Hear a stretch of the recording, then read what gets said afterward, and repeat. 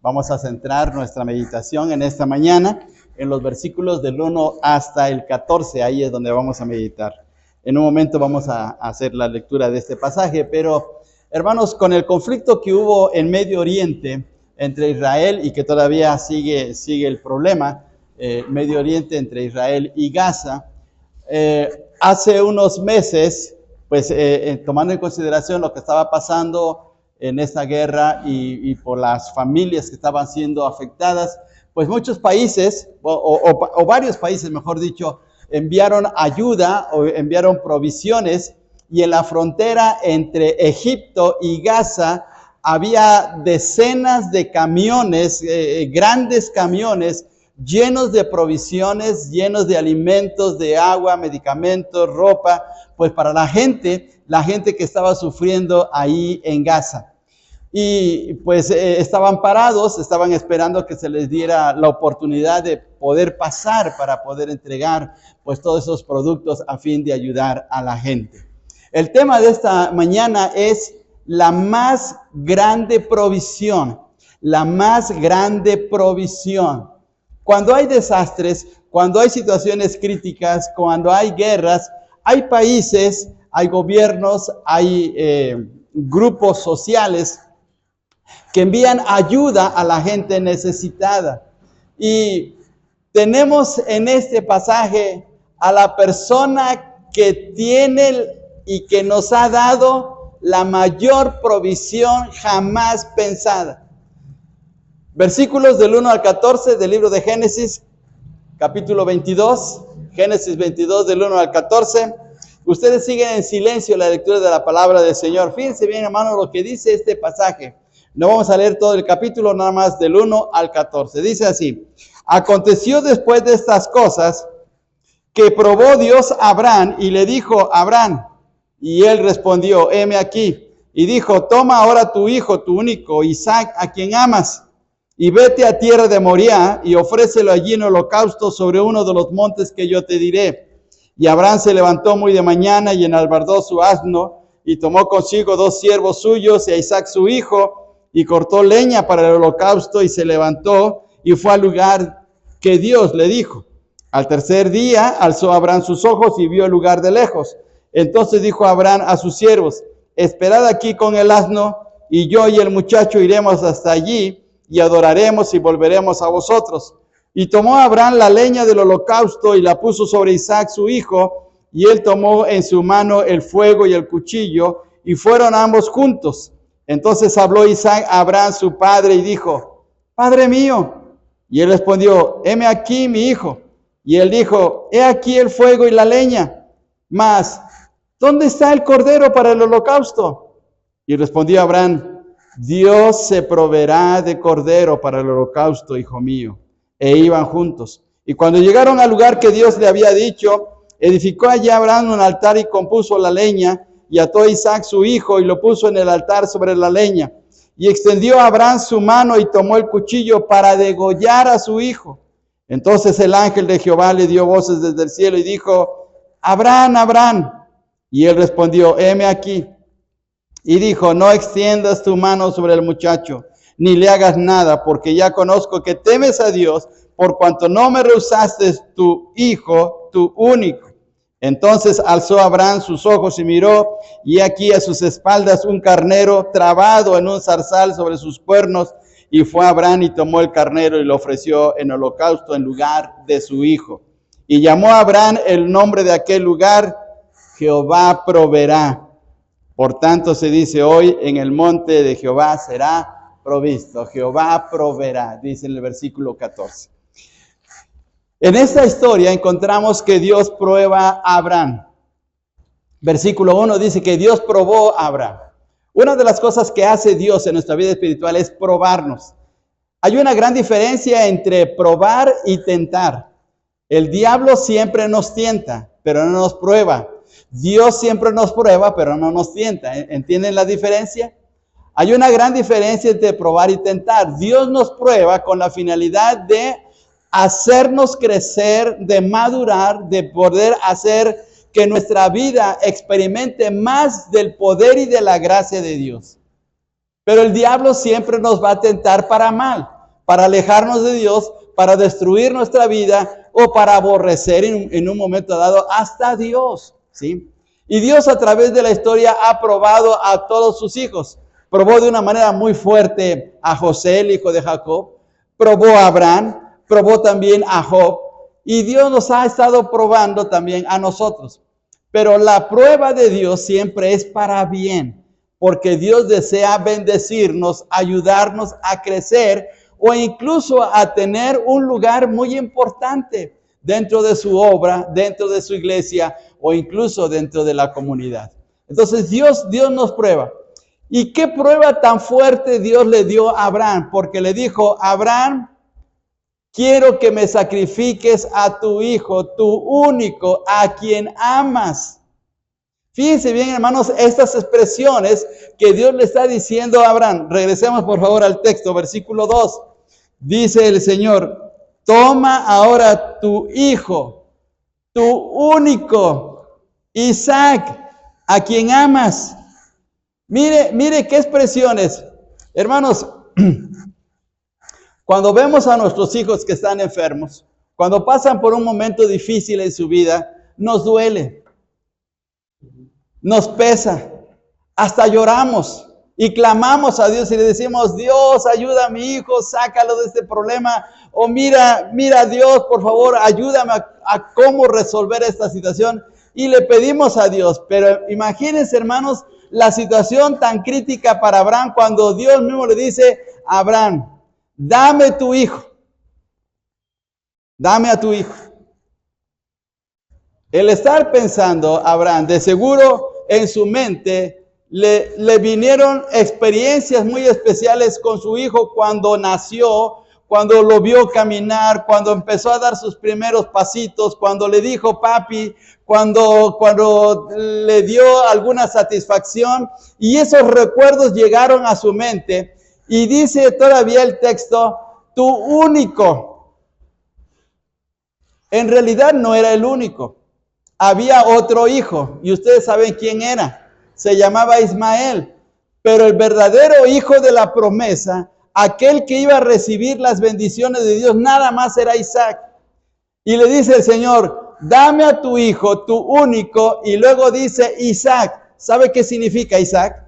¿Sabe cuál es el significado de la palabra Isaac? La palabra Isaac significa risa, significa risa. Era la risa de Abraham, era la alegría de Abraham, era la satisfacción de Abraham, era el orgullo de Abraham.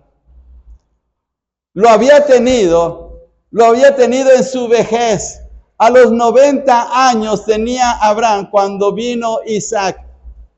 Ya era un hombre casi al punto de ir a la tumba cuando le llega esa promesa tan grandiosa de parte de Dios, ¿sí? Así es que era una alegría para Abraham. El hecho de que Dios le dijo, toma a tu hijo y llévalo al holocausto en el lugar donde yo te diré, hermanos, eso puso a pensar a Abraham. No crean ustedes que fue insensible. No crean que dijo, sí Señor, cómo no, con todo gusto voy a llevar a mi hijo al holocausto. ¿Qué pasaría si Dios nos dijera algo parecido? ¿Qué pasaría si tan solo Dios nos dijera, quiero que lleves a tu hijo al seminario para consagrarlo, para que sea mi misionero o sea mi pastor? ¿Usted estaría de acuerdo? Algunos tal vez dirían, no, yo quiero que mi hijo sea ingeniero, yo quiero que mi hijo sea doctor, yo quiero que mi hijo sea maestro, yo quiero que mi hijo sea un hombre que gane, que tenga dinerito, que me llegue a comprar una casa, que me compre un auto, que me haga una vejez, pues tranquila, porque por eso he dedicado mi vida para él. Porque muchos pensamos materialmente. ¿Y qué pensaría Abraham cuando Dios le dijo, dame a tu hijo en un sacrificio, en un holocausto? ¿Sabe qué era un holocausto, hermanos? Un holocausto era colocar un animal sobre un altar, primero degollarlo, que muriera y luego quemarlo. Eso era un holocausto. ¿Qué pensaría Abraham cuando Dios le dijo, dame a tu hijo en un holocausto? Voy a poner a mi hijo en un altar, lo voy a quemar. ¿Qué es eso? ¿Y no creen ustedes que ha de haber pensado Abraham, Señor, te tardaste 25 años en darme a mi hijo Isaac? Porque a los 75 años fue cuando Dios le dio la promesa de que iba a tener un hijo. Y perdón, dije hace un momento 90, pero a los 100 años lo tuvo. 25 años pasaron y vino Isaac. Y después de 25 años, ¿me quitas a mi hijo? O sea, ¿qué es eso? Primero me lo das y luego me lo quitas. Pero no olvidemos, hermanos, que Dios es soberano. Dios puede hacer lo que quiera con nuestras vidas. A Él le pertenece completamente nuestra vida y todo lo que tenemos. Dios es el dueño de su creación y nosotros somos parte de su creación. De tal manera que si el Señor nos dice, quiero que me des tu vida, se la tendremos que dar porque le pertenece a Él. Si el Señor nos dice, quiero que me des tu casa, te la tenemos que dar porque es de Él. Todo lo que está en esta tierra, todo lo que está en este mundo le pertenece al Señor. Hay gente que dice, es que yo me lo gané con el sudor de mi frente. ¿Sí? ¿Y quién le dio la vida? ¿Y quién le dio la salud? ¿Y quién le dio las oportunidades de trabajo? ¿Y quién le dio la familia? Todos nos ha dado Dios. Pero a veces actuamos egoístamente y decimos, no, es que yo me lo gané, es que yo luché, es que por mi cerebro, es que por mi inteligencia, es que por mis influencias. Nada es nuestro, hermanos, nada nos pertenece. Todo es del Señor. Por eso David decía, Señor, de lo tuyo te damos. No se nos enorgullecemos diciendo, ¿ya viste lo que compré? Mira esta casa, mira esta propiedad, o mira estas cosas. Mira, yo lo hice. Hermanos, todo es de Dios, todo es de Dios. ¿Qué pasó en el 85, hermanos, con el terremoto aquí? Muchas casas desaparecieron, ¿sí? Mucha gente que había a través de años logrado tener una casita, un edificio, un departamento, allí en el DF, todo se vino abajo. Se perdió. Todo el escombro se vino a quedar aquí por el lago de Texcoco. Porque nada nos pertenece. No nos pertenece ni siquiera la vida, es de Dios. Y Dios le dijo a Abraham, dame a tu hijo. Tal vez Abraham pensó, pero Dios, ¿cómo te voy a dar a mi hijo? Es el único que tengo. Tú me lo das porque ese hijo yo te lo di. Es mío, me pertenece. No nos dice, hermanos, qué ocurrió en el interior de la vida de Abraham, pero sí nos dice la Biblia que fue obediente. Y una de las cosas más difíciles en la vida espiritual es ser obediente a Dios. Ser obediente, hermanos, requiere de un quebrantamiento de corazón primero. Significa quebrantarnos en el corazón para poder hacer lo que Dios nos manda, porque en nuestro corazón hay rebeldía y decimos, no, ¿yo por qué le voy a dar a Dios algo que a mí me pertenece? Pero Abraham fue obediente. Veamos, hermanos, dice en el versículo 3, y Abraham se levantó muy de mañana y enalbardó su asno y tomó consigo a sus tomó consigo 2 siervos suyos y a Isaac su hijo, y cortó leña para el holocausto, y se levantó y fue al lugar que Dios le dijo. ¿Fue obediente o no fue obediente? Sí. Y miren, hermanos, qué prueba tan difícil de Abraham. Hermanos, ¿es una prueba difícil venir el día domingo a la iglesia? Pero para muchos sí. Para muchos es una prueba difícil. El día domingo, otra vez domingo. Ir a la iglesia, no, pues tengo tanta tarea. Es que va a jugar Monterrey con el Cruz Azul y es la semifinal. Tengo que estar en el partido, me lo voy a perder. O va a llegar un familiar y tengo que preparar comida. Y decimos, bueno, Señor, porque hasta decimos de una manera muy piadosa, Señor, tú conoces mi corazón y tú sabes mi intención de querer ir a la iglesia, pero no puedo, pero esta vez no puedo. Y muy piadosos somos, ¿sí? Y le quedamos mal a Dios para quedar bien con la gente, cuando debería ser a la inversa. Deberíamos de quedar mal con la gente para quedar bien con Dios, porque de Dios viene todo lo que necesitamos. Todo lo que tenemos en nuestra vida proviene de Dios. Y Abraham, hermanos, fue obediente. Abraham pudo haber rechazado. Pudo haber dicho, Señor, Pídeme lo que quieres. Es más, Señor, si quieres mi vida, yo te la doy, pero no me pidas a mi hijo. ¿No les ha sucedido, hermanos, que cuando han tenido a su hijo enfermo, ustedes preferirían estar enfermos que su hijo? A veces decimos, Dios, mejor esa enfermedad que caiga sobre mí, pero sana a mi hijo. Pero Abraham fue obediente. Abraham fue obediente y dijo, sí, Señor, tú eres mi Señor. Es doloroso para mí, no es fácil, pero voy a obedecer. Pero voy a hacerlo. Y tomó el holocausto, tomó la leña, tomó a su hijo, tomó a su asno, tomó a sus siervos y se encaminó hacia el lugar donde iba a ser sacrificado. Déjenme decirles, hermanos, que hay una cosa muy interesante en este pasaje. En el versículo, fíjense bien, hermanos, dice en el versículo 4, al tercer día alzó Abraham sus ojos y vio el lugar de lejos. Vio el lugar de lejos donde iba a ser sacrificado, Isaac, ¿sí? En el versículo 2 dice que la tierra de Moriah. ¿Sabe qué es la tierra de Moriah? La tierra de Moriah es donde está la ciudad de Jerusalén, donde está el monte de Sión, donde en el tiempo de Salomón se construyó el templo y en el tiempo del Señor Jesús se llevó a cabo la crucifixión. Es el mismo lugar.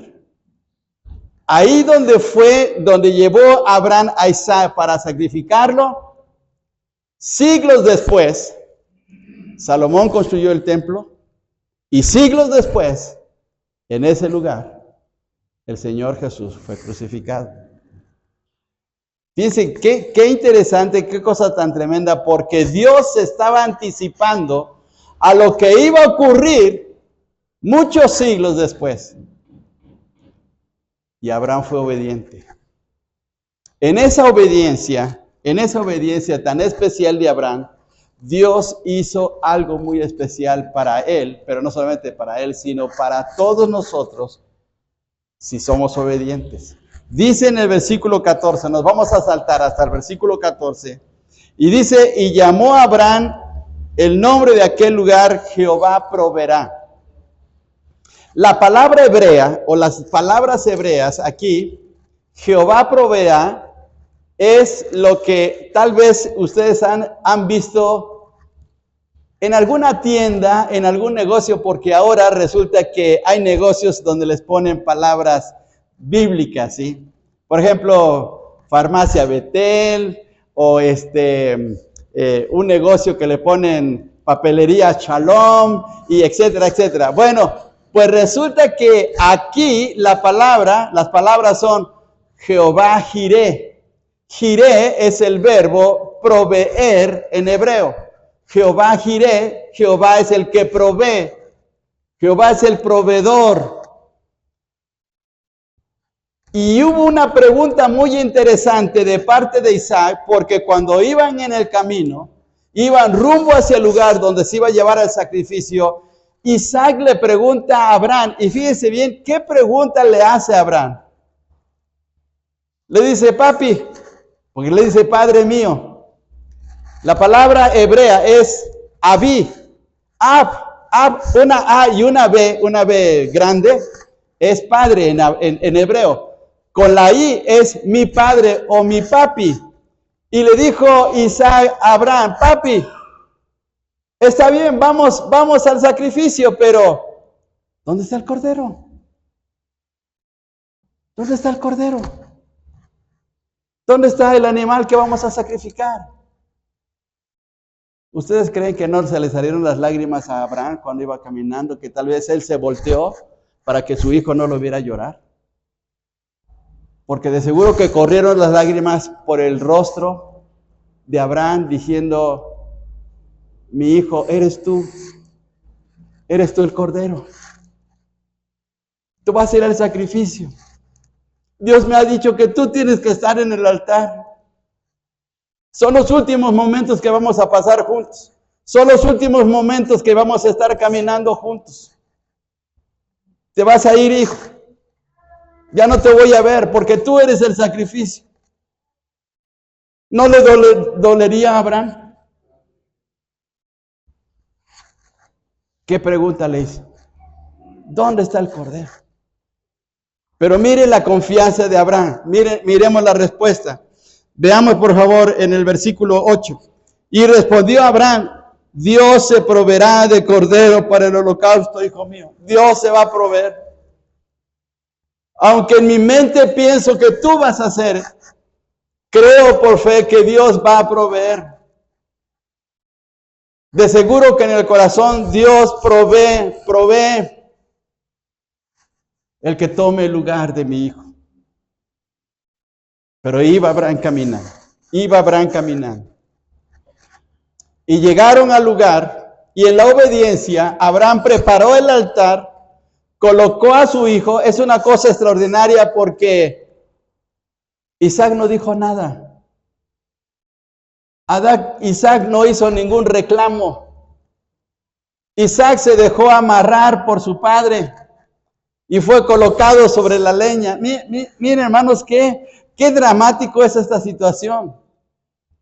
Yo, si hubiera sido Isaac, yo le hubiera dicho a mi papá: no, papá, ¿cómo crees? ¿Cómo crees que yo esté aquí en el altar? ¿Qué vas a hacer conmigo? Pues si soy tu hijo. Pero no dijo nada Isaac. Isaac actuó como un cordero manso y fue colocado en ese altar y fue amarrado. Y Abraham tomó el cuchillo y dice literalmente el texto que tomó el cuchillo para degollarlo. Vea usted por favor el versículo, en el versículo 10. Y extendió Abraham su mano y tomó el cuchillo para degollar a su hijo. ¿Qué es degollar, hermanos? Degollar es cortar la garganta. ¿Para qué se cortaba la garganta? Para que el cordero, en el tiempo de los sacrificios, el cordero se desangrara, porque la sangre era muy especial delante de Dios. Se desangrara el cordero y ya desangrado, muerto el cordero, se le ponía el fuego para quemarlo. Imagínense degollar a Isaac. Pero Abraham estaba dispuesto a hacerlo. Abraham estaba dispuesto a ir hasta el final, porque para Abraham Dios estaba primero antes que su hijo. Mire qué valor y qué obediencia de Abraham. Por eso a Abraham se le considera como el padre de la fe, como el padre de la nación judía. Por esa obediencia tan grande hacia Dios. Hermanos, qué determinación. Y aunque en medio de su dolor, él estaba pasando una situación muy crítica, sin embargo estaba dispuesto de poner a Dios en primer lugar. Cuando él estaba dispuesto a degollar a Isaac, fue que un ángel le dijo: Abraham, detén tu mano. Cuando ya estaba a punto de hacer caer el cuchillo sobre la garganta de su hijo, Dios le detuvo. Le dijo: mira, Abraham, ya sé que eres obediente, ya te conozco, porque no me rehusaste lo más preciado que tenías, tu propio hijo. No me lo rehusaste. Vea por favor el versículo 12, hermano, por favor. Dice el texto: no extiendas tu mano sobre el muchacho ni le hagas nada, porque ya conozco que temes a Dios, por cuanto no me rehusaste tu hijo, tu único. ¿Qué es lo más valioso que usted tiene o que todos tenemos en este momento? ¿Qué es lo más valioso que tenemos? Que si Dios no lo pidiera, no lo daríamos tan fácilmente.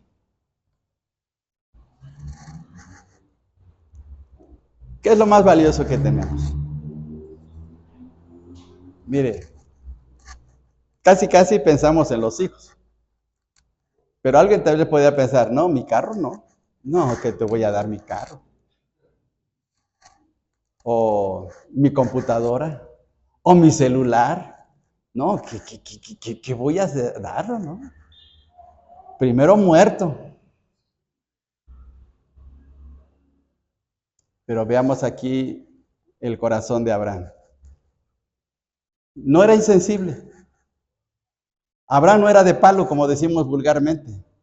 Habría dolor, habría tristeza, había lucha en su interior, pero más que nada, había una determinación de darle a Dios el primer lugar. Y estuvo dispuesto a ofrecer a su hijo. Y Dios le reconoció, el ángel le reconoció, ya conozco que temes a Dios. Ya no le hagas nada. Has pasado la prueba. Sacaste 10. Demostraste que para ti la persona más importante es Dios. Y mire, qué ejemplo. Hubo una persona en el Nuevo Testamento muy parecida a Abraham, que podíamos ver su vida de obediencia, de entrega, de sacrificio, de consagración, y que fue el apóstol Pablo. De tal manera que Pablo pudo decir de una manera muy determinante, porque para mí el vivir es Cristo y el morir es ganancia. Para mí el vivir es Cristo.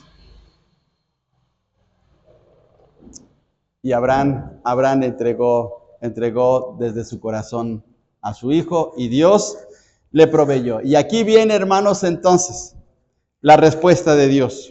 Entonces alzó, versículo 13, entonces alzó Abraham sus ojos y miró, y aquí a sus espaldas un carnero. No era un cordero, sino un carnero. Hay una gran diferencia entre un cordero y un carnero. ¿Por qué Dios le dio un carnero y no le dio un cordero? Porque el cordero iba a venir en el futuro, en la persona del Señor Jesús. Cuando Juan el Bautista ve al Señor Jesús, ¿qué es lo que dice? He aquí el verdadero cordero. Bueno, no dice verdadero, pero he aquí el cordero de Dios. El verdadero cordero. El verdadero cordero que va a ir al holocausto, que va a ir a la cruz. Y Dios proveyó la más grande, voy a usar el pleonasmo, provisión para nuestras vidas, a través de su Hijo Jesucristo. Porque Isaac no tenía las características de Jesús. No tenía la perfección de vida de Jesús. Y Dios se proveyó su propio cordero, de tal manera que a través del Señor Jesús, de esa provisión tan grande, tenemos todos nosotros 4 cosas, hermanos, 4 cosas grandiosas de parte del Señor. A través de Cristo, Dios nos provee el perdón de los pecados. Nadie puede perdonar los pecados sino nuestro Señor Jesucristo. Un día, estando en Capernaum, resulta que bajaron a un paralítico de un techo. 4 amigos suyos bajaron al paralítico y cuando lo colocaron frente al Señor, que estaba hablando y enseñando a la gente, el Señor le dijo al paralítico, tus pecados te son perdonados. Los fariseos, los religiosos, inmediatamente empezaron a conjeturar y hablar mal del Señor y diciendo, ¿quién es este que perdona los pecados? Si los pecados solamente los perdona Dios. Pues precisamente por eso lo estaba haciendo el Señor, porque Él es Dios, porque Jesús es Dios, porque Él tiene el poder de perdonar los pecados a través de su sacrificio. Veamos por favor lo que dice Colosenses capítulo 2, versículo 13. Colosenses 2, versículo 13. Colosenses 2, versículo 13. Escribe el apóstol Pablo estas palabras en este texto así. Y a vosotros estando muertos en pecados y en la incircuncisión de vuestra carne, os dio vida juntamente con Él, perdonando todos los pecados. Perdonando no unos pecados, sino todos los pecados. Por medio de nuestro Señor Jesucristo tenemos, hermanos, ahora la bendición de acercarnos confiadamente al Señor, a Dios. de poder orar, de poder expresar alguna necesidad, de poder abrir nuestro corazón delante de Dios. ¿Por qué? Porque nuestros pecados han sido perdonados por la sangre de Jesús. En Apocalipsis capítulo 1, versículo 5, dice de la siguiente manera, allá adelantito, hermanos, les invito a ir, Apocalipsis 1, 5. Y de Jesucristo, el testigo fiel, el primogénito de los muertos y el soberano de los reyes de la tierra, al que nos amó y nos lavó de nuestros pecados con su sangre.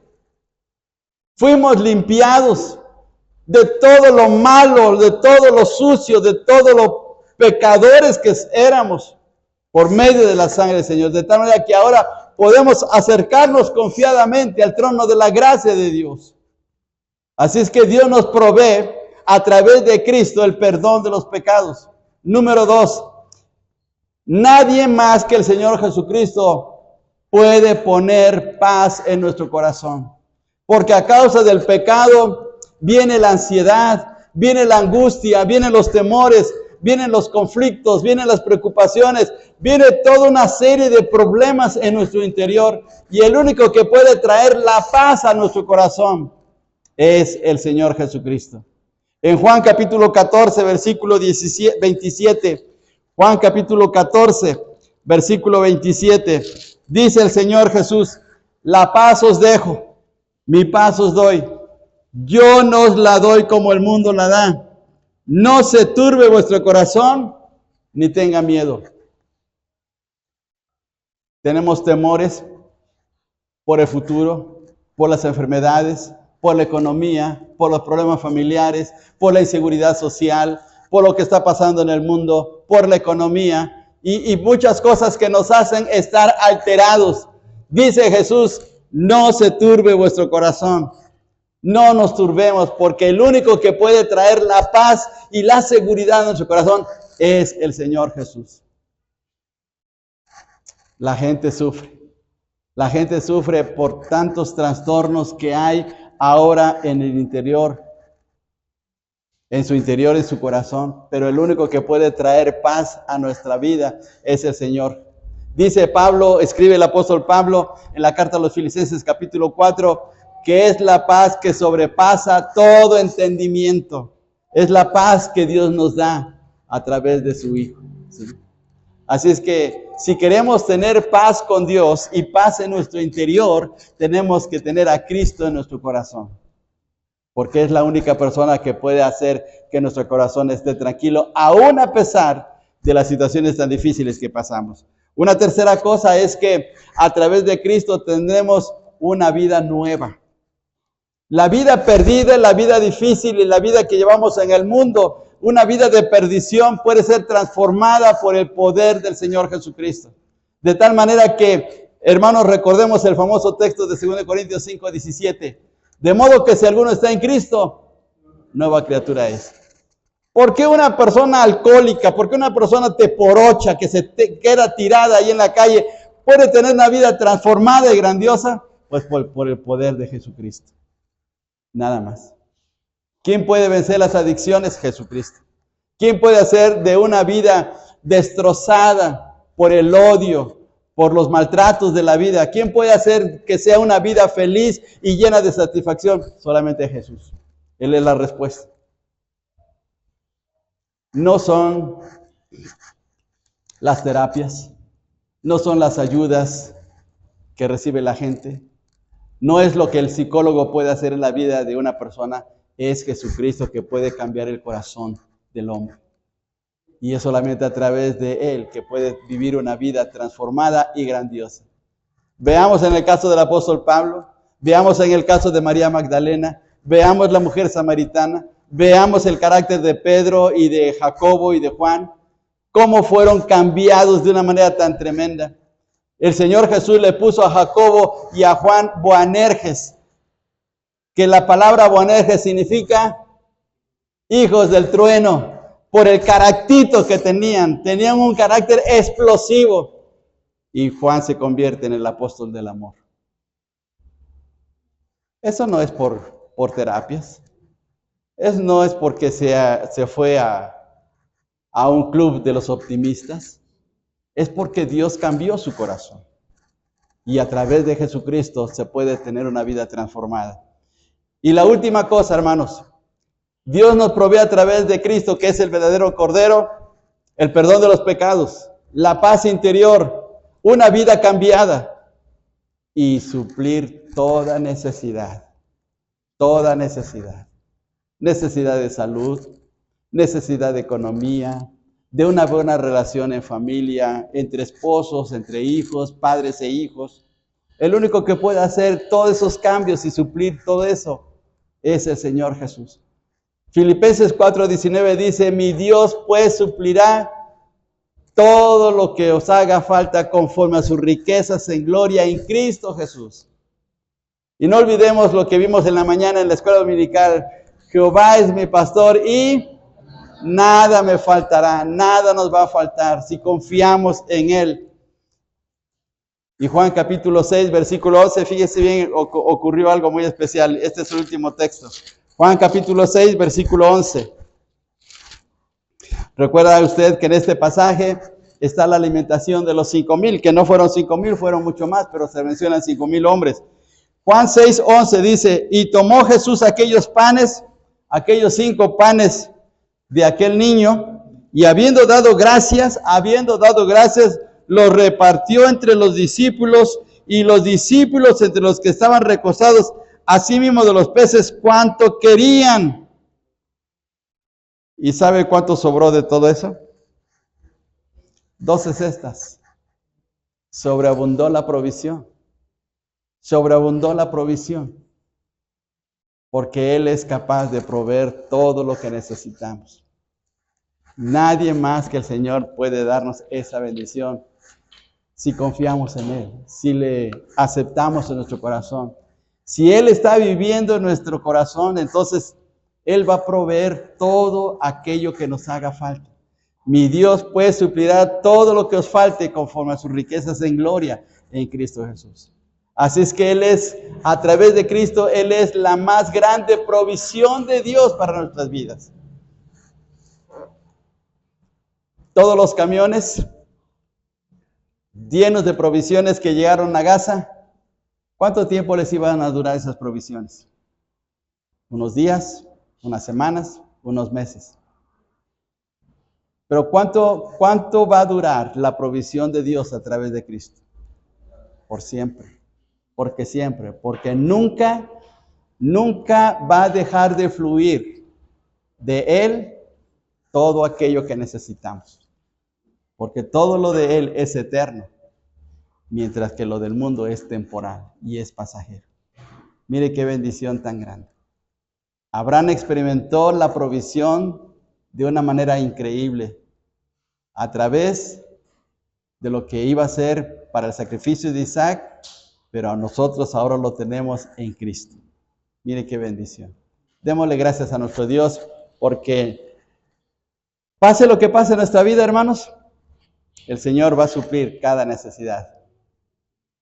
Así es que confiemos en nuestro Dios. Oremos. Padre, gracias por tu palabra, gracias por tu enseñanza, gracias porque estás con nosotros.